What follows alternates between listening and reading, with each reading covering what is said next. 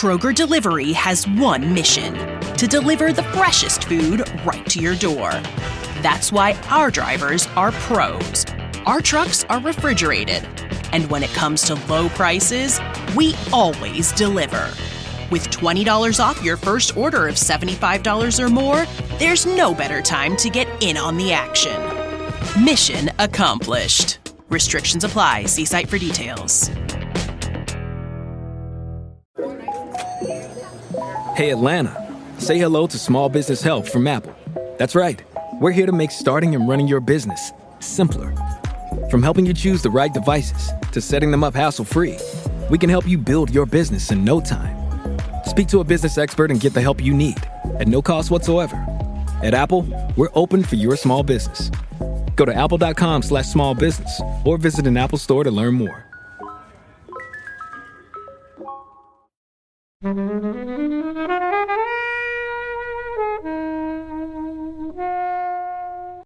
It depicts real archaeology. It's raining, it's cold, it's wet. People argue. So it's not an Indiana, it's not glamorizing it. It's what, literally, that is what I remember on an archaeological dig, what it was like. If it was maybe a little bit leaner and didn't have those weird age choices, I think it might tell its story a bit better. Some of the lines are really funny. CJ, I think his name is. Kevin Scott, isn't it? He says to Basil, he said, it's got to be in the British Museum. It's got to persuade her. And Basil's like, you're asking me? He said, do you want some lemon drizzle cake? It's just so It's quite refreshing. Hey everyone, and welcome to Flixwatcher podcast. Today I'm joined by Liz. Hello. Michelle. Hi. And Helen. Hello. And we're going to be talking about The Dig.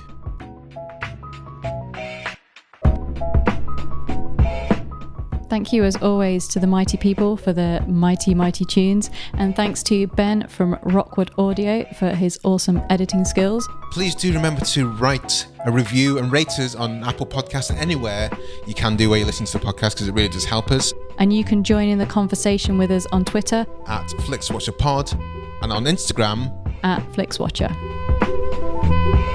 Hello, film fans. Welcome to Flixwatcher podcast.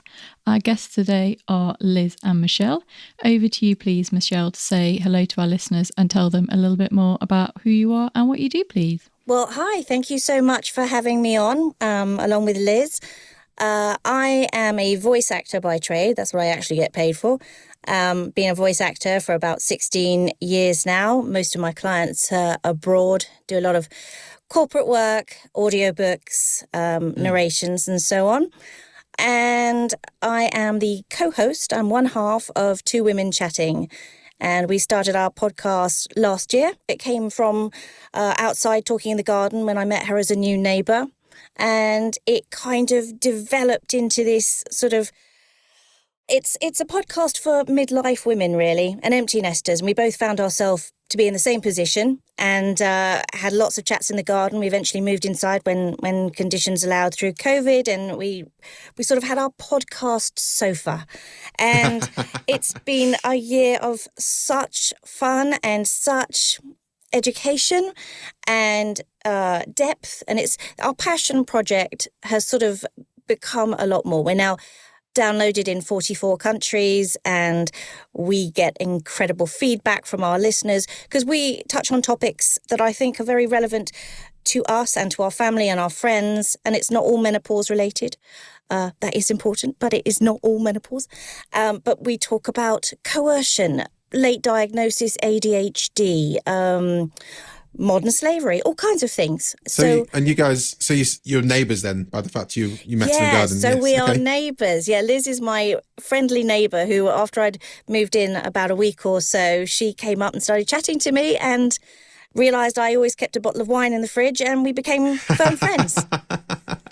Is that the first thing you check, Liz? Do you have wine, and is it available for me to consume? Yeah, and we both had dogs, and we were within easy access of each other's houses. So, yeah, match made in heaven, really. Anything else you want to add to that? Give us, your postcode, Liz. Oh, no, you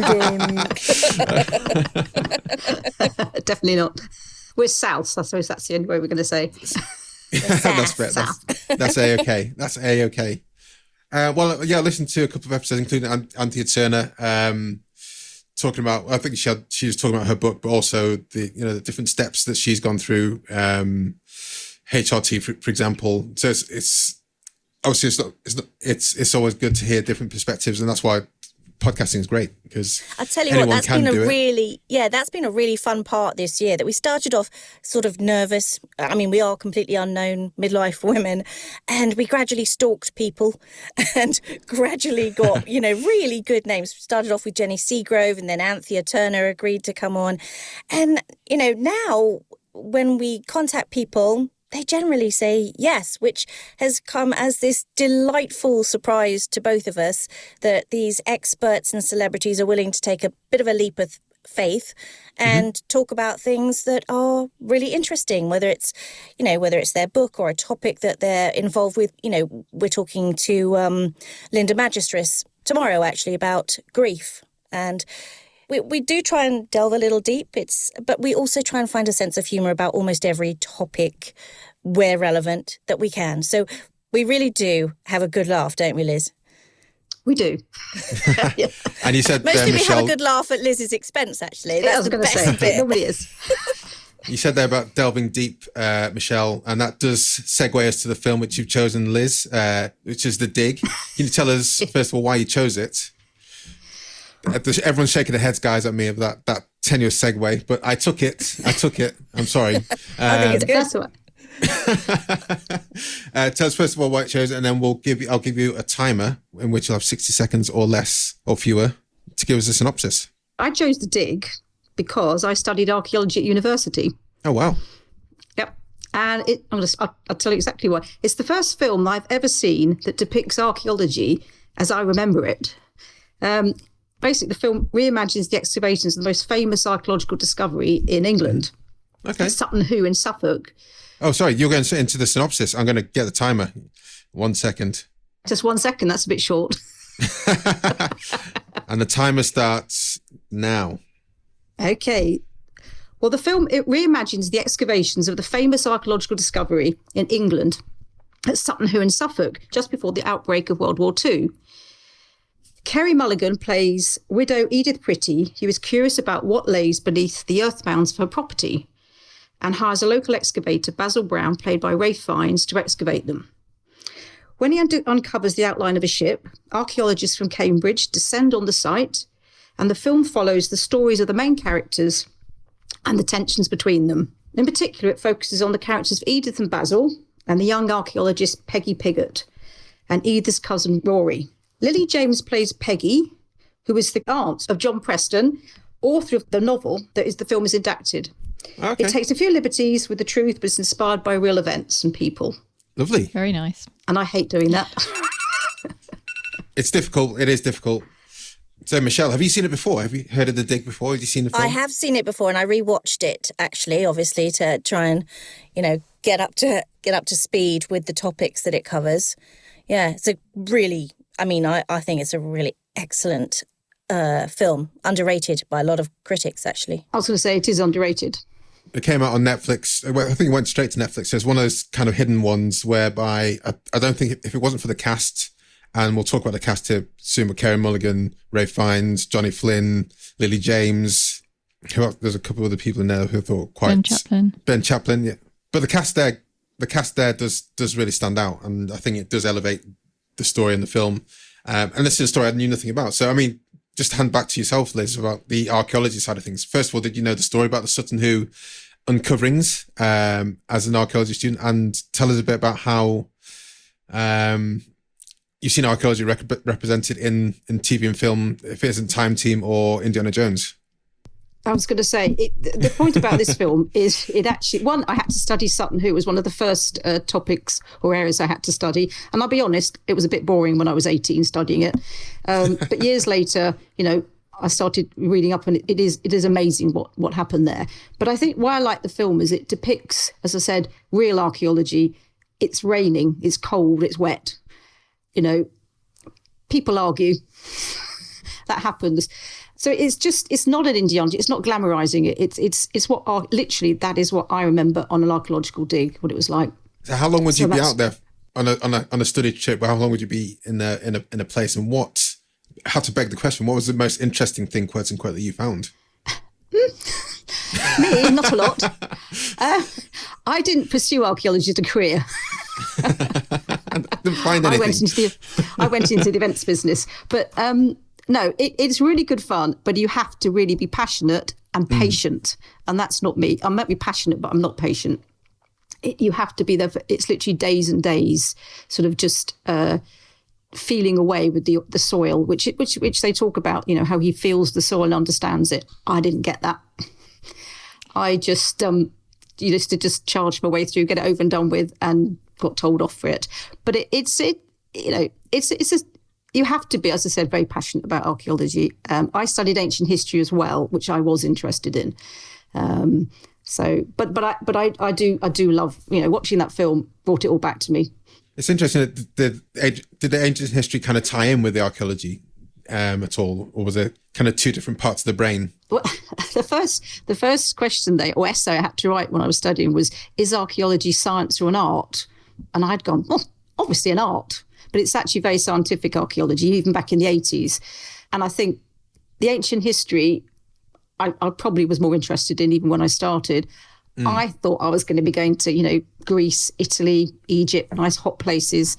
I went to Hadrian's Wall. Not quite the same in Scotland. A little bit chilly, a little bit wet, and wasn't for me. But that's what you saw in the film. You had, boiling hot weather, freezing cold weather, raining. You had to be out in the middle of the night covering up the site with the tarpaulin. That was all true. And all I discovered was a flint. At least you found something. Yeah. True. But I was saying that represents the film does represent archaeology to me, at least. What about yourself, Helen? Had you seen this before? Yeah, so I think I probably saw this when it came onto Netflix, as we were still in lockdown style, and it was one of those that people were talking about, and it was like, oh, we might as well watch it. Well, I think we were all thrilled to get some new material, weren't we? Because at that time there weren't many films being made. No. And when they did crop up, it's like, oh, thank goodness, there's a new film to watch. We try to say that nobody watched it otherwise. I think that's my passion. Probably it. The premise is not really kind of like my my usual go-to film. I mean, I enjoyed it. I think it's a fine film, but I think that it really does kind of like push its 2-hour run length a bit. I think they managed to stretch out something, and I think for me, I probably would have liked to have seen more of them digging up and a bit more understanding of what they dug up and what it was, because not knowing so much about that period or like what it was they were digging up or kind of the significance of it, I was a bit like, oh, I should dig in something up. I'm glad you said that. When he pulled out that coin, for example, and this is Basil Brown saying, oh, this is a blah coin, and the imam said, no, it's not. And then he's like, oh, yes, it is. This means it's Anglo-Saxon. And I was like, what? Is that it's good? Just happened is that in the last bad? 5 minutes. Should we? But, yeah. But that was the mistake. Everyone seemed super happy with the fact it's Anglo-Saxon rather than Viking. I was just like, well, it's still hundreds of years old, I'm sure. But it was, I was kind of caught up in the excitement of it. And there was a fair bit of romance in the kind of uncovering a gold thing. But I think, like Helen said, I think they could have made a bit more about why that's interesting. Like like the Iron Rivet, for example. Why is that an interesting point? We know who went to Ipswich Museum at the moment's notice to say, I found a rivet. So we knew it's kind of important, but also we didn't know what the significance of it was. So I think things like that would have been quite nice to kind of eke out and tease out a bit more. I agree. That was one of my complaints is they played on the characters, and that bit isn't true about the romance between Peggy and Rory. He didn't exist. Right. The photographers are actually women in real life. That Okay. But yeah, no, I agree. I was shouting out that why do they not explain what the reason for this? Basically, it was explaining because it was Anglo-Saxon. It was saying that England wasn't in the Dark Ages as long as they thought. After the Romans came, it meant the Anglo-Saxons were civilized and could make art and create stuff like that. That's really the basis of it. They should have had you as an advisor, and then you could have gone, hang on, we need to explain this. Yeah, we need to give a bit of context. Just carry the threads. Yeah. Let people on board. Yeah, I was interested in that So it's interesting to see the romance wasn't there, especially as it kind of comes out of what seems like a closeted relationship that kind of goes awry and or meets a natural end, which is something which I thought was really quite interesting to present at the cusp of World War II. Those kind of storylines we wouldn't have heard of more that frequently, apart from maybe Alan Turing and his side of things. So I was like, oh, I wonder if that is an element of truth when you just kind of not that way. No, but what is interesting is that there was two comments that I picked up on. Maybe it's just because I'm that type of person, and because of my mother as well, about university. Edith wasn't allowed to go to university because her father said no, because she was a woman, and Basil couldn't go to university because he came from the wrong background.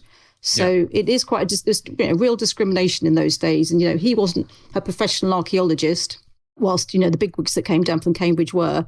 So it was real snobbishness and elitism in those days. In my day, it was very elitist. And that did, I guess that's why, again, I like the film, because it did depict what I experienced as, the little girl on site, bit the same as Peggy. She was young. She was an experienced archaeologist when she was on that dig. She wasn't a brand new, newlywed.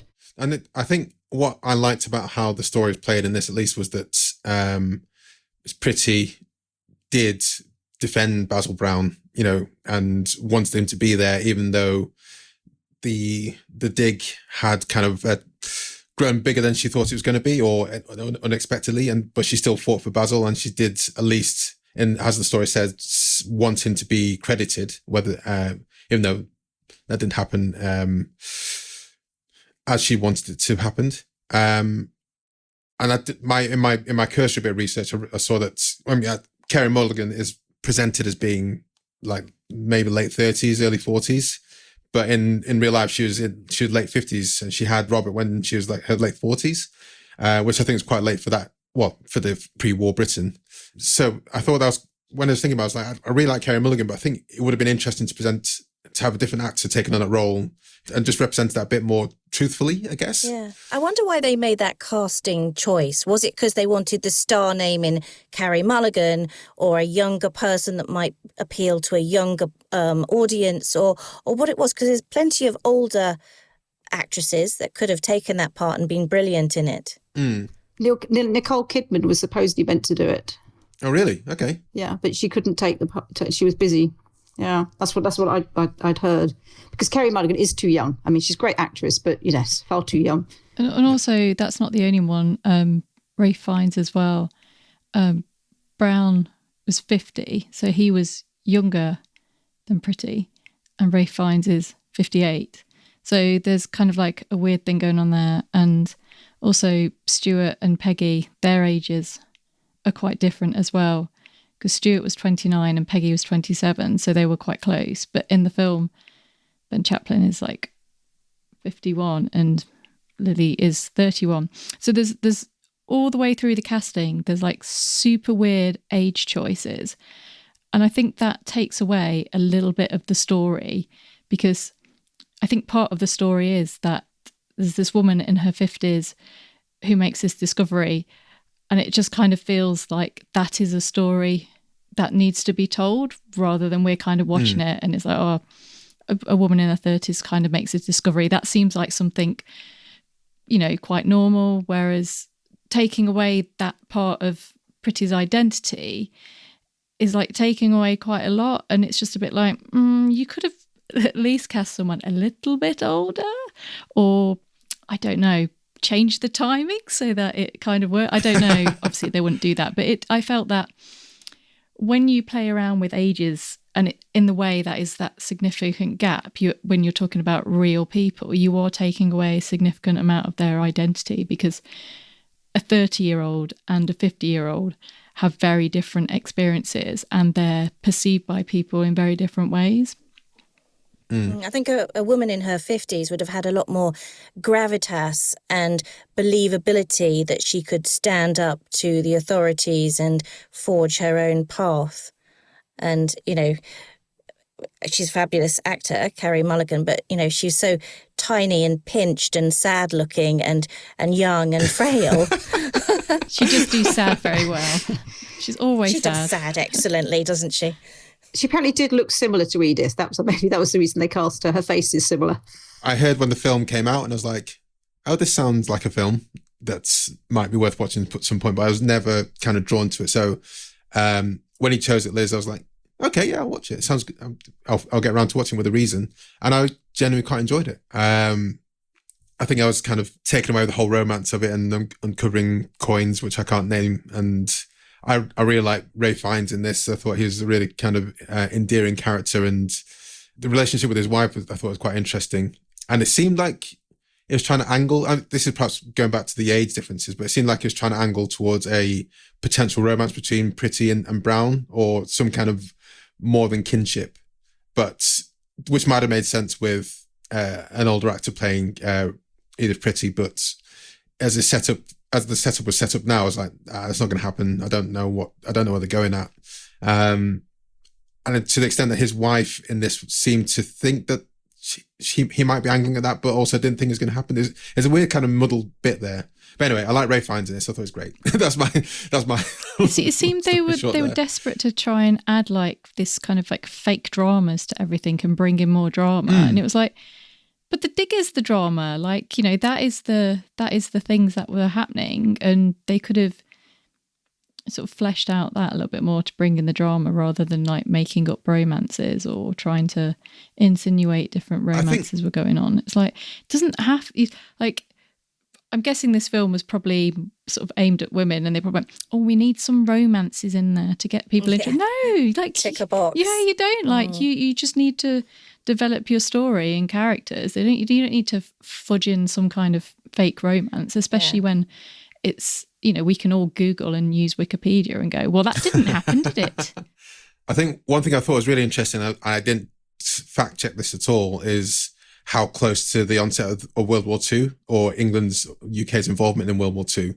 But obviously we've seen how wars and turmoils happened, most recently with the war in Ukraine with Russia, and seeing how that's kind of played out. I was really interested to see how they announced World War II happening. And I thought, I was like, holy shit, this is actually, it does give it a sense of like a time and a place. Did you guys check on the reality or fact behind that at all, or how close it was? Or it was. I mean, basically, it was asked 2 years before to start, because it wasn't, you know, the time that he was looking at those mounds 2 years before, but they actually discovered it in 1939, the main, the ship, you know, and the gold coin, and then that's why they had to cover it up and put the treasures they found in the British Museum, because she sold them, she gave them to the British Museum, which is a very generous gift.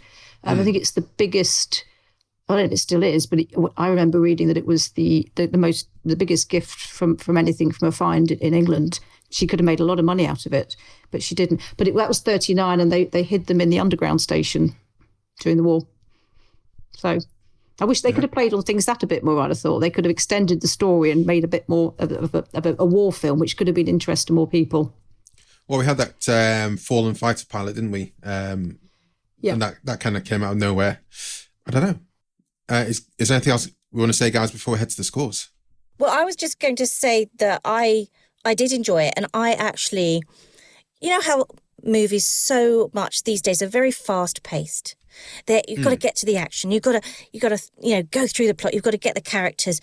I kind of liked the deliberate slowness, and it sort of wallowed in its pace in a little bit, because it had gorgeous cinematography of Suffolk, and there was a lot of sort of repression and dealing with all kinds of relationships, working relationships, family relationships, secret relationships. So obviously all the sort of things that they alluded to there, between the looks across the room or across the dig and things like that. And I did think some of the subplots were a bit forced. I didn't think you needed all of that, and I did think it was a little bit long, and if they'd removed some of that subplot, I think it would have been like a perfect amount of film length, and it would have kept me hooked all the way through anyway. But yeah, I think, some of the lines were really funny, when they were celebrating at the house, and CJ, I think his name is. Kevin Scott, isn't it? Yeah, he goes, he says to Basil, he said, it's got to be in the British Museum. It's got to be in the British Museum. You've got to persuade her. And Basil's like, you're asking me to persuade her? He said, do you want some lemon drizzle cake? It's just so It's quite refreshing. It is. Oh, and I also want to mention what I think was a really beautiful scene, and we haven't mentioned the young boy who plays her son. Robert, who Liz told me today, he's actually an American actor. But I thought some of those scenes between him and Basil were really beautifully done, where he clearly was looking for a father figure and looking, to be told he's doing the right thing. And, Basil surprisingly says, no, you're going to fail. We all fail. We all fail every day. And sometimes you just have to accept that there's failure. And I think, when the three of them were together and they were looking at the stars and, Basil had told the boy, you got to kind of grow up and just show your mum that you can cope with all this. And I thought that was a really gorgeous scene where, the young boy is explaining that in his fantasy, the queen is in the ship and she goes off to the stars, but then she turns around and eventually looks down and she sees her young boy as a man who has coped with everything that she has left behind. And he's taking this really adult role in some ways to reassure his mother, who knows she's going to die soon. And I just thought that was a really nuanced, really layered, beautiful performance, actually. Yeah, and again, I don't know if that's a real or a fabrication, but that's a kind of story that's, if it's a fabrication, that's quite appreciated because it's not the kind of story we see, in every single film, like a forced romance story or that kind of thing. So that was, I really appreciated that as well. And also there's the Basil seemed to appreciate obviously Robert's time as well. There seemed to be some unwritten reason why they didn't have a child between his wife and those. So I think Basil did see upon him as like a youth he could at least impart knowledge on. Liz, you're going to say something? No, I was just saying I'm delighted that at least it's showing archaeology to a new generation or even to yourselves. You wouldn't have watched it. You've learned a little bit more about archaeology. I think it's important that people do know about it. It's not the most exciting subject, lots of people think, but... Well, we forget that at the start of Jurassic Park, there's an archaeological dig where they uncover a velociraptor claw. So that's, it can be... Things go differently in that film. But, no spoilers, but it's not used for good. Oh, I think there was one other thing I was going to say was that with regard to that time in that sort of deliberately slow pace, I felt a real sense of urgency when the RAF planes were flying overhead and you knew that they're going to have to try and get this dig really to a point before the war started, because then all the manpower would be off at war and it would literally grind to a halt. And I think they portrayed that quite well as well, that they wanted to get this through. And then, there's Basil still doing his job and covering it with foliage and then protecting it from the elements. So I think, that was a nice change of pace, actually. Nice, urgent call. Well, awesome. Well, guys, let's head to the scores.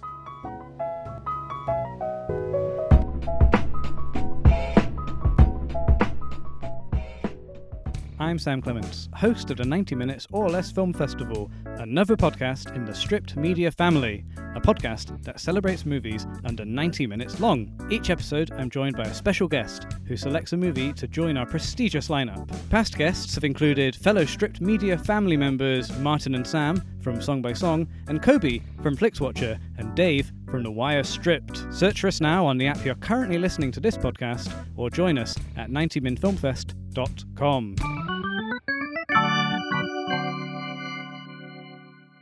So welcome to the Flixwatcher scores. All of the scores are out of 5.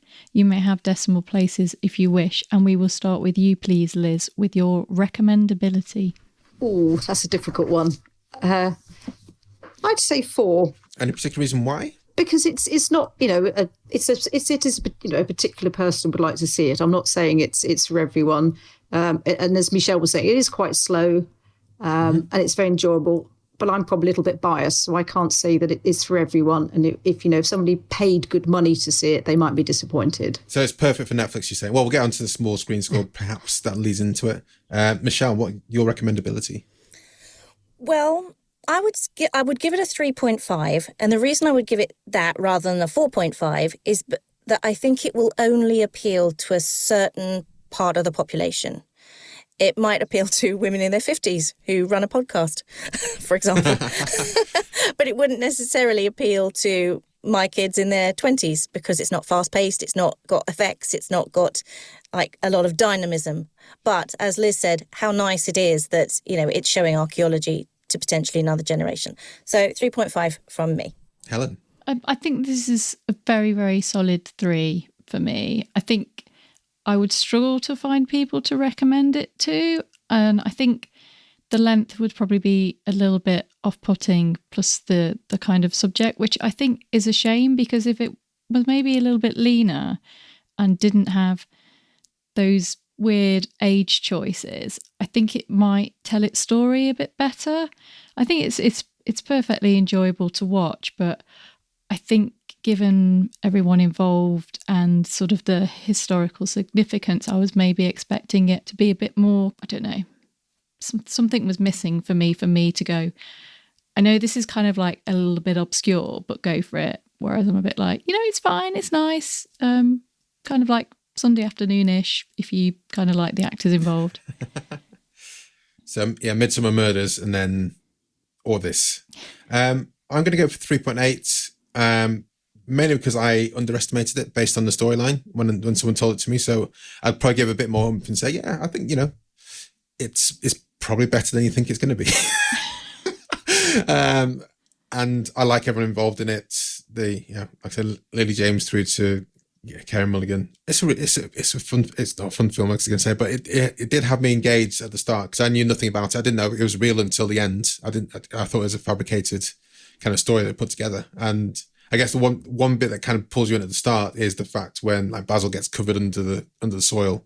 I didn't manage to check if that was a real thing that happened, but it did warn them. It did say about keep away from. There's no supports yet. It's dangerous. Repeat viewing score, Liz. I would have to say probably 3. I'll be honest. That's not bad. Is it not bad? Oh, because I'd watched it again because I think I'd learned more or remember what I'd studied a long time ago. Watching it the first time, it brought back a lot of memories. I'm not sure. It's not one certainly straight away to watch. I might watch it again, but maybe in 5 years' time, somebody might watch it again. That would be my choice. Michelle. I agree actually with what Liz is saying. And for me, I've seen it a couple of times. I doubt I'll watch it again now. I think I'm going to go for a 2.5. And that's not because I don't like the film. It's just that it's a long time out of your life to keep repeating. That's the first time everyone's put it that way, and I like it. It's 2 hours you won't get back. I think that's perfectly encapsulated. A rewatch of a film. We're talking about archaeology, of course, which is a long time scale. Helen, they could have done some like. It's your second time watching it, right? Yeah, it is. I wasn't going to rewatch it because I probably saw it about a year ago, and then I thought, can I remember it well enough? And I kind of put it on and I had it on in the background, but I wasn't 100% sort of honestly like paying attention. I was a bit like, I would have been all right. Yeah, it's just it is a bit long, which I think is a shame. So I'll go for a 2.5 as well down the middle. I'm going to go for 1.8. I think I'm not sure when I'll watch it again. But what I would like to see is a documentary about the uncoverings, about the dig. I think I'll be really quite interested in that. So that's what I'll probably go and research, and hopefully they can shed some light as to who was involved and their ages properly. Small screen score, Liz. Ooh, in the sense I don't think it's made for small screen. That's the problem. I haven't seen it on the big screen though. The point is I haven't seen it on the big screen, but just seeing that the setting, it just lends itself to be on a big screen. Sure. Because, the size of the ship wasn't really represented. It's a big ship. So for small screen, 2.5. Sure. Yeah, I mean, I think this is why the documentary will be quite interesting, because I had no idea how big these mounds were. They looked like small kind of hillocks, and I was like, well, you not just dig that out in a day? What's wrong with you? So it would be good to get an idea of the scale. I'm not sure if I saw it on a cinema. I'm going to my score now. Sorry, not sure if it's on a cinema. We would have got a better idea of the scale and size of things. But I think there's something there that they could have pulled out. I guess this is going back to the archaeology versus romance side of things. So sorry, 2.5 was your score, Michelle. Couldn't agree more with the sense of scale. I mean, I know it was made for the small screen, but they didn't even put things around or it didn't give me a frame of reference for how big that boat was, that ship. And I wanted that. I wanted that kind of enormity. And I think it was born for the big screen, not the small screen. And, you know, being Netflix, it's obviously going to be a fairly small screen unless you've got a nice big projection room at home. So I'm going to go for a 2. Helen? Yeah, I'm trying to remember whether this one was one that was meant to have a cinema release and then kind of didn't. Yeah, because, I mean, during lockdown, things just got shunted, even though they had a potential cinema release. So, yeah, I'm not sure there's a straightforward answer to that. Because I probably would not have seen this at the cinema. It definitely wouldn't have been one I would have made the effort to go and see. So I think for me that even though it did kind of have those, it's obviously a film that has been made to be kind of viewed as you would do with films. I think it's fine for watching on Netflix. And I would even say that, you know, if you were ever on the fence about watching it because you can watch it at home, then that's something that is something you can do with it being on Netflix. So I'm going to give it a 5. Yeah, I think it works really well for the small screen, apart from the fact there was no frame of reference. And as we all know from archaeological dig pictures, you need to have like a 50p piece next to something. Or a big like zoom out. They could have got a big shot. And... Oh yeah, definitely. Like or a car next to the mound or things like that. I mean, they had the hut, but it made it look. It made it look like the mounds were actually quite small. Yeah. I'm not sure it does convey like the enormity of this feat that happened. So I think it works quite well. Maybe a slight change in cinematography would have helped, but yeah, 4.5 I reckon for me. Engagement score, Liz. Well, I'm obviously biased, I think, with my background. So for me, I wouldn't have turned off. But if I'm recommending for other people or I'm recommending for myself, for me, it's definitely a 5 because once I knew what it was on, I'd have watched it. That's it. But that's my. It to me, it was lovely. I couldn't believe I'd not seen it before. That was the point. Believe it or not. Okay. Oh, this is your first time watching it? No, I'd seen it. As in, I hadn't seen it. I'd seen it, but I hadn't seen it. You know, I only saw it a few months ago. Not at the very beginning when it came out. I don't know how I missed it. So when this was out, asked, I was like, oh, fantastic. I know the film. Michelle? I enjoyed it and it kept me engaged all the way through. I liked the journey that I went on with it. I felt fully engaged with it. I wanted to know if Edith died. I wanted to know if they found the treasure. I wanted to know if any of these repressed feelings would be reciprocated and relationships would change. So yeah, I was engaged right to the end, actually. So I'll give it a 4.5. Helen? I'm going to go a little bit lower. My impatience kind of took the better of me, and I had to see who was real and do a little bit of like, so what was this dig? Where was this dig? And this museum and thingy. So I was doing a little bit of my own research to kind of fill in a little bit of the gaps, which is obviously very naughty when you should be giving films your full attention. So for that, 3.5. I'm going to go for 4. I didn't know where it was going to go at all as a film. So that kept me through, and it always kind of depresses me. I think there's a point you made there, Michelle, about was Edith going to die? Not that, you're egging for it to happen on screen, but also that's kind of the direction it was going, and for it to end just as a nameplate, like Edith died X many years afterwards, after donating to the British Museum. I always feel kind of slighted by that kind of ending to a film. So it's a bit annoying. But, it got me there through to the end. So that gives us an overall score of 3.44375. That's pretty good. It's all right. Yeah, well, let's head over to Twitter. And thank you guys, first of all, for listening to the podcast. But do follow us on Twitter for as long as it exists. We are at Flixwatcher Pod, and good reason to follow us is because we obviously talk about Netflix films and films in general. But before going into record, we ask for your opinions and your thoughts. Look out for a tweet saying something similar to this. We're reviewing The Dig with Liz and Michelle from @Chatting2, aka Two Women Chatting. Have you seen it? Tells your thoughts and a score out of 5 stars for an on-air shout out on this here podcast. We had one response. Michelle, I think, do you have it? Yeah, I've got it in front of me. Thanks to Lee Thomas at LeeThomas5, who said, great production and performances, especially a low-key Rafe Fiennes. The film is fine. Watch it on a Sunday afternoon after Columbo, which I think we all pretty much agreed with, didn't we? He's giving it a 3-star for the A plot and 1 star for the B plot that he's now got no memory of. I did ask for clarification because I wasn't sure if it was a 4-star overall, but he clarified, no, an aggressively 3-star film. So he's multiplying the stars rather than adding them together, which is, yeah, sure, do what you want. Thank you very much, Lee, a frequent contributor to this. Liz and Michelle, can you sign off by telling everyone where we can find you guys online? Remind us of your podcast, and we'll say goodbye to everyone who's listening. Yeah, well, thanks for having us on. You can find us, Two Women Chatting. We're on every podcast platform that you can think of. You can find us on our website at www.twowomenchatting.com, on Instagram at Two Women Chatting, on Twitter at Chatting2. Follow us, review us, rate us. We would love to have more listeners, and come join our community. Fantastic. Thank you very much, guys. Thank you. Thanks for coming on. Bye. Bye. Bye. Enjoyed this episode of Flixwatcher podcast? Why not leave us a 5-star review on iTunes? You can also follow us at FlixWatcherPod on Twitter, and we're at FlixWatcher on Instagram.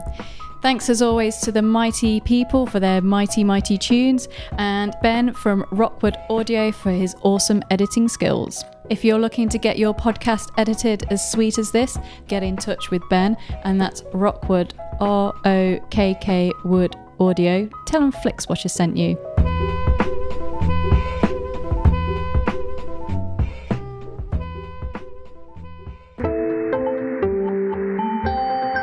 You just heard a Stripped Media production.